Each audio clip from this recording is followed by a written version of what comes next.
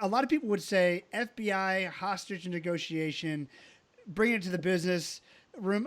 Sort of cute, I get it, but it's way more than that. Because as I look into, particularly the word I've heard more, I'm probably just aware of it, but the word I've heard more than ever the last week has been empathy. We got to find empathy. We got to find out what it's like to walk a day, a week, a mile, and sometimes a lifetime in someone else's shoes. And so tactical empathy is the move that you push the FBI into negotiating with. Let's talk a little bit about tactical empathy and some of the strategies that you use within that. Well, and even more, we knew it was tactical empathy at the time, but we've really called it out specifically when we're talking about applying it to business and personal life. I got to tell you something. Everybody in hostage negotiation, we thought our stuff worked because it required a crisis situation and someone desperate. And it wasn't until Daniel Kahneman won the Nobel Prize in Behavioral Economics in 2002 that I started to see and have outside evidence that it wasn't crisis, it was just people. Kahneman wins the Nobel Prize for, among other things, saying a loss stings twice as much as an equivalent gain. What does that mean? What that means is people are driven by loss, or their perception of loss, or their fear of loss. He won the Nobel Prize over this. And it wasn't for crisis negotiation. It was for human nature behavior.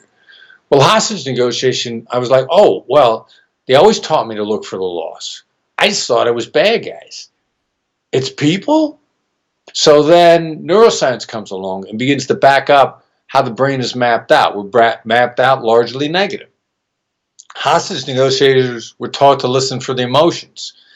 Well, the emotions were always negative in crisis negotiations. Well, of course, it's a crisis. They're going to be negative.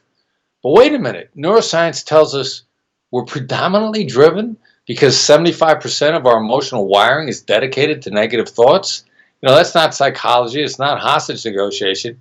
It's actually hard science from neuroscience. So it ends up being, it worked, these strategies worked in hostage negotiation, not because it was a crisis, but because we were dealing with people.